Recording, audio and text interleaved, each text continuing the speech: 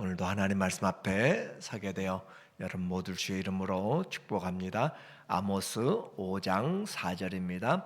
여호와께서 이스라엘 족속에게 이와 같이 말씀하시기를 너희는 나를 찾으라 그리하면 살리라. 아멘. 오늘은 아모스의 애가라고 하는 주제로 말씀을 같이 나누도록 하겠습니다.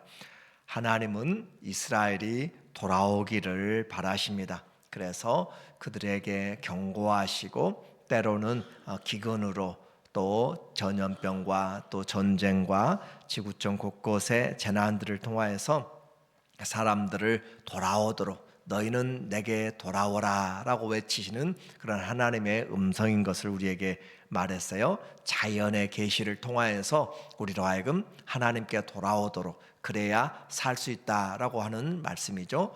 그리고도 돌아오지 않으면 너희는 여호와를 만날 준비를 하라. 하나님 만날 준비를 하라. 그것은 심판에 직면하게 될 것을 말합니다.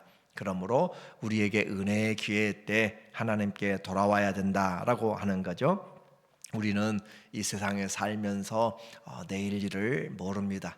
그러나 하나님 앞에서 주어진 말씀 때문에 오늘도 주와 함께 동행하는 그 믿음으로 감사로 살아갈 수가 있는 것이 은혜인 거예요. 그런데 여전히 하나님의 말씀을 듣지 않는 자들에게 하나님은 이제 이 아모스를 통하여서 애가를 부르게 만듭니다. 애가는 슬픈 노래요. 또 나라가 망하였든지 커다란 위험에 직면했을 때 부르는 노래예요. 1절에 보니까 말하기를 이스라엘 족속아 내가 너희에게 대하여 애가로 지은 이 말을 들으라. 이미 나라가 망해버렸다라고 할 정도로 그렇게 심판을 이야기하는 예레미야는 그 나라가 망하였을 때 예레미야 애가를 썼는데 지금 이 아모스는 그 나라가 망하기 전에 북이스라엘이 망하기 전에 먼저 애가를 부르고 있습니다. 그러니까 그 말을 듣는 사람들이 어떤 마음으로 이 노래를 들어야 될지 한번 생각해 봐야 될 그런 내용이에요. 처녀 이스라엘이 엎드러졌으며 다시 일어나지 못하리로다. 자기 땅에 던지우며 일으킬 자가 없으리라. 그렇게 말하면서 대대적인 그런 인명의 손실이 있게 될 것을 말하고 있어요. 전쟁이 일어나고 많은 사람이 나갔지만 돌아온 사람은 극히 적습니다. 10분의 9가 죽어나가게 돼요. 3절에 보게 되면 주 여호와께서 이와 같이 말씀하시되 이스라엘 중에서 1000명이 행군에 나가던 성읍에는 100명만 남고 100명이 행군에 나가던 성읍에는 10명만 남으리라 하셨느니라. 10분의 9가 사라져버리면 그 나라는 망한 것이죠. 그와 같이 가정이 또 사회가 국가가 위기에 처했다, 멸절의 상태란 거예요. 이렇게 증거하고 이것을 그냥 한 번 증거하고 마는 것이 아니라 노래로 불러서 그들로 하여금 듣고 또 외우도록 하는 이 말을 선지자가 이상한 남쪽에서 온 선지자, 제사장도 아니고 선지자 출신도 아닌 농부요 목자인 이 아모스가 이 노래를 부르고 있습니다. 그래서 그들의 마음에 생각들이 많아지는 거예요. 이렇게 지금 상황은 이 여로보암 2세가 다스리고 있는 북이스라엘에서 가장 강하고 또 화려하고 물질적으로 부족함이 없는 강대한 나라인데 이 나라가 무너지다니 말이 안 되는 소리를 하고 있습니다. 그래서 설마 이와 같이 이 나라가 강한데 무너지랴라고 생각하고 또 괜히 공포심을 조장해서 인생의 흥을 깨버리는 그런 선지자라고 생각하면서 그들은 생각하게 돼요. 지금 이 누리고 있는 것들이 다 무너지게 된다라고 말하는 것이죠. 그래서 하나님의 말씀은 우리로 하여금 선택을 하게 만듭니다. 하나님의 말씀을 듣고 어떻게 해야 될 것인가 라고 하는 것이에요. 그렇게 해서 그들은 이미 하나님이 말씀하신 것에 대하여 예수님도 동일하게 이야기한 거죠. 세례 요한도 예수님도 그들의 삶에 지금 큰 문제가 없는데 회개하라, 천국이 가까이 왔다라고 이야기하시면서 말씀의 긴박성, 그것을 삶에 가장 중요하게 받아들이도록 오늘도 별일 없고 내일도 별일이 없을 것 같은데 하나님은 이 말씀은 아주 급하게 다가오고 있어요. 그래서 하나님의 말씀을 통하여서 선을 행할 것인지 악을 행할 것인지 생명을 취할 것인지 사망을 취할 것인지 복과 저주를 우리 앞에 놓고 이야기하고 있습니다. 이미 하나님의 말씀 앞에서는 심판의 도끼가 나무에 찍혔으니 그렇지 않으면 뿌리까지 다 잘라지리라 라고 하는 거예요. 열매 맺지 아니하는 나무마다 잘려서 불에 던지리라. 지금 아무런 그런 환경도 보이지 않는데 지금 말씀은 와서 이미 오늘 마지막 이 5장 마지막 절에는 너희가 갈대아로 또 바벨론으로 저 아시리아로 너희가 끌려가게 될 것이다 라고 하는 데까지 이미 발전을 하게 됩니다. 그럼으로써 그들보다 이보다 더 앞선 하나님의 말씀이 먼저 와서 여호와께서는 그 종 선지자들에게 말하지 않고는 결코 그 비밀을 말하지 않고는 행하심이 없다라고 하는 것처럼 미리 슬픈 애가로 이야기하시고 그들이 그 말씀을 돌이키지 않을 때는 심판을 당할 것이다 라고 하는 거죠. 이렇게 해서 그들은 삶을 우리의 생활에서 어떤 열매를 가지고 나갈 것인가 라고 하는 것을 계속 이야기해요. 우리는 선지서를 보면서 한 가지 주제를 지금 계속 말하고 있어요. 선지자들을 우리의 친구로 만들자라고 한 거죠. 우리 옆에 지금 사람들 있지만 내 옆에 아모스가, 내 옆에 호세아가, 요엘이, 오바댜가, 이사야가, 그렇게 예레미야가 선지자들이 한 명씩 있다라고 생각하면서 그 말씀을 들을 줄 알면 선지자들은 결코 세상에 타협하지 않습니다. 하나님의 말씀을 그대로 전하면서 우리에게 이야기합니다. 그리고 삶의 곳곳마다 이야기하면서 교회에서만이 아니라 생활의 현장에, 거래하는 장소에서, 그리고 예배 그 모든 하나하나까지 전부 다 우리에게 말하면서 우리를 하나님의 말씀 앞으로 고발하고 때로는 세우게 됩니다. 그래서 선지자들을 친구로 두고 살아가면 우리의 삶은 긴장이 되지만 그러나 삶이 아름답게 되고 변화가 되고 하나님을 가까이 하게 됩니다. 그래서 선지서는 우리에게 결코 멀리 두면은 안 되는 것이고 가까이 해야 된다. 그래서 이 10명이 나갔으면 한 명만 살아남게 되는 이와 같은 큰 일에서, 위기에서 어떻게 할 것인가 라는 거예요. 하나님의 말씀은 우리에게 해결을 이야기를 해줍니다. 위기의 때, 닥쳤을 때 어떻게 할 것인가? 하나님을 찾으라 라고 다시 우리에게 말하고 있어요. 4절에 보니까 여호와께서 이스라엘 족속에게 이와 같이 말씀하시기를 너희는 나를 찾으라 그리하면 살리라. 모든 사람들에게 지금 나라가 망한다라고 하는 노래를 불러주면서 너희가 내게 와야 산다라고 마지막 경고와 같은 그런 메시지인 거죠. 너희는 나를 찾으라 그리하면 살리라. 6절에도 너희는 여호와를 찾으라 그리하면 살리라. 사는 길이 있다면 가는 것이 지혜롭습니다. 모든 걸 두고라도 가서 살아야 되는 것이에요. 우리에게는 사는 길, 진리와 생명이 있습니다. 그러므로 하나님께 나오면 우리의 답답하고 힘들고 앞이 보이지 않고 깜깜한 그런 인생의 길, 정말 어떻게 해줘야 될지를, 또 내가 어떻게 살아야 될지를 알지 못하는 길에서도 하나님 앞에 나오면 길이 있다. 광야에 길을 만드시고 사막에 강을 내신 하나님이 우리의 인생에 새 일을 행하신다라고 말씀하세요. 하나님의 이름들로 우리에게 이야기하시잖아요. 여호와 이레, 우리보다 앞서가셔서 미리 준비하신 하나님, 우리가 모를 뿐이지. 그래서 하나님을 친구로 삼고 나가면 여호와 이레가 되시고, 여호와 삼마 우리와 함께 하시고, 여호와 로이 우리의 목자가 되시고, 하나님이 이와 같이 우리에게 에베네셀로 도와주시는데, 그러나 하나님을 친구로 삼지 않으면 우리는 망하게 된다. 그렇지 않으면 그가 불같이 요셉의 집에 임하여 멸하시리니 베델에서 그 불들을 끌 자가 없으리라 라고 하는 거예요. 지금이 건강하다고 문제 없다고 하나님께 무관심하면 안 됩니다. 건강도 건강할 때 지켜야 되는 것처럼 믿음도 내가 있을 때 믿음 위에 믿음에 서야 넘어지지 않고 믿음이 점점 풍성하게 되고 보배로운 믿음, 이만한 믿음으로 성장하게 되고 그리스도에까지 자라가게 됩니다. 사람들의 행위와 의식보다 그런 하나님 앞에 나오는 것, 그래서 중심이 하나님께 변하도록 선지자들은 우리에게 그 행위만 보는 것이 아니라 그 동기 그리고 그 마음들을 살피고 있어요. 그래서 교회만 온다고 되는 것이 아니라 교회가 교회돼야 되고 예배가 예배돼야 되고 삶이 하나님 앞에서 바꾸어져야 된다라고 하는 거죠. 그래서 우리에게 말씀하시는 것은 7절에 보니까 너희가 지금 하나님께 나와야 되는데 그들이 왜 삶을 지금 이와 같이 심판을 받게 될 것인가?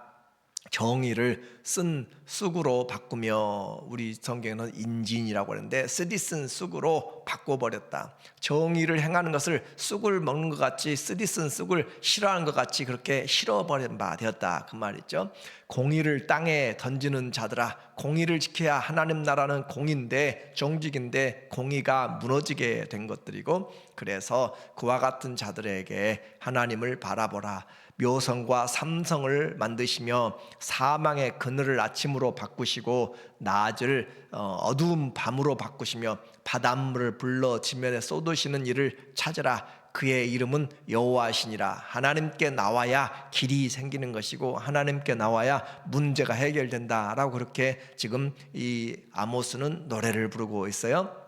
그가 강한 자에게 갑자기 패망이 이르게 하신즉 그 패망이 산성에 미치느니라. 여로보암 2세 때 많은 그런 재물들을 가지고 또 궁궐들을 가지고 상하로 장식품들을 만들고 했는데 하나님이 갑자기 강한 자들에게 이와 같이 심판하신다라고 하는 거죠. 우리 삶이 다 드러나게 돼요. 내 것인 줄로 알았는데 하나도 내 것이 아니다라고 하는 거죠. 그래서 하나님이 우리에게 생명을 주신 것은 은혜와 기회의 시간이고 하나님 앞에서 주님이 인정하지 않으면 다 무너지게 됩니다. 11절에 보면 너희가 힘없는 자를 밟고 그에게서 미래 부당한 세를 거두었은즉 너희가 비록 다듬은 돌로 집을 건축하였으나 거기 거주하지 못할 것이요 아름다운 포도원을 가꾸었으나 그 포도주를 마시지 못하리라. 계획은 사람들이 잘 세워요. 이렇게 세워서 농사를 짓고 이렇게 건축을 하고 이렇게 무역을 하고 이렇게 장사를 해서 큰 이익을 내고 노년을 한번 해보려고 하는데 그렇게 했지만 그러나 그들이 지은 대로 심은 대로 나타나지 않습니다. 계획은 사람들이 해도 그 결과는 하나님의 손에 달려있음을 말하는 것이고 너희의 허물이 많고 죄악이 무거움을 내가 아노라. 하나님은 우리의 모든 삶들을 다 살피시면서 너희는 의인을 학대하며 뇌물을 받고 성문에서 가난한 자를 억울하게 하도다. 이 성문에 앉아있는 그런 장로들, 재판하는 자들이 억울하게 그렇게 재판을 하고 있다. 다시 말하면 정의가 사라졌다라고 하는 거죠. 문제가 심각한데 하나님은 우리에게 토성을 만드시고 또 밤을 낮으로 바꾸시고 모든 능력을 가지고 계신 분이기 때문에 그럴지라도 너희가 이제 돌아와서 하나님께 살아갈 수가 있는데 하나님을 찾으라 라고 했어요. 하나님께 찾는데 하나님을 찾는 것이 구체적으로 무엇인가? 14절에 우리의 행위를 바꾸는 거예요. 너희는 살려면 선을 구하고 악을 구하지 말지어다. 우리에게 삶이 하나님 앞에 올바로 되어져라. 계속적으로 선지자는 우리를 따라다니면서 이야기하고 있어요. 만군의 하나님 여호와께서 너희의 말과 같이 너희와 함께 하시리라. 그래서 너희는 베델로 가지도 말고 길갈로도 가지 말고 또 하나님 앞에 올바로 나와서 선을 행하라 라는 것이고 너희는 악을 미워하고 선을 사랑하며 성문에서 정의를 세울지어다. 성문에서 정의가 무너졌는데 성문에서 재판을 올바르게 하라 그 말이에요. 우리의 삶에서 사랑 안에서 진리를 말하라 라고 하는 거죠. 만군의 하나님 여호와께서 혹시 요셉의 남은 자를 불쌍히 여기시리라 라고 말하고 있습니다. 그래서 우리 삶을 우리는 잘 살펴봐야 돼요. 매일매일의 삶에 주님이 인정하시는 삶인지 참 잘했어요 라고 하는 것인지 하나님의 마음을 슬프게 하는 것들인지 우리에게 봐야 돼서 그래서 신앙생활 우리는 아는 것과 믿는 것에 하나가 되라고 아모스는 우리에게 계속 말씀하고 있어요. 그래서 우리는 하나님의 말씀을 듣기 원합니다. 오늘도 기도하는 것은 주의 음성을 듣기 원하는 것이고 주의 뜻을 알기 원하는 것이에요. 그러면 하나님의 말씀을 열어야, 하나님의 말씀을 열면 하나님의 말씀 우리에게 들어옵니다. 하나님의 말씀을 열면 빛이 내게 임하여서 하나님의 말씀을 알게 되는 거죠. 그래서 22절에 보니까 하나가 되라. 너희가 내게 번제나 소제를 드릴지라도 내가 받지 아니할 것이요 너희의 살진 희생의 화목제도 내가 돌아보지 아니하리라. 내 노랫소리를 내 앞에서 그칠지어다. 내 비파 소리도 내가 듣지 아니하리라. 오직 정의를 물같이 공의를 마르지 않는 강같이 흐르게 할지라. 그래서 우리가 예배드리는 이 사람들 예배 얼마나 많은지 몰라요. 3일에 한 번씩 11조도 들었다고 그랬고, 이리 길갈로 베델로 돌아가면서 성지를 순례하면서도 얼마나 많이 했는지 몰라요. 그런데 하나님 그들의 노랫소리도 다 하나님이 듣지 않으신다. 그들의 번제와 화목제물도 하나님이 받지 않으신다라고 하는 것, 그것은 곧 중심이 없는 삶은 하나님이 기뻐하지 않는 것을 말합니다. 이스라엘이 어떻게 심판을 이렇게 받았는지 우리는 성경을 수십 번 또 많은 일들을 통하여서 듣고 있는데, 오늘 우리의 신앙생활, 교회 생활이 어떤지 우리 스스로가 잘 봐야 될 것을 말해요. 그래서 수많은 종교 행위들보다 내 마음에 마음을 찢으며 라고 이야기하죠. 옷을 찢지 말고 마음을 찢으라 라는 것이고, 하나님보다 나 자신을 위하여서 신앙생활하는 그런 모습들에서 이제 성장하라고 말씀하는 거예요. 그래서 하나님을 알면 낭비한 인생을 살지 않고 열매 맺는 대로 나아가게 됩니다.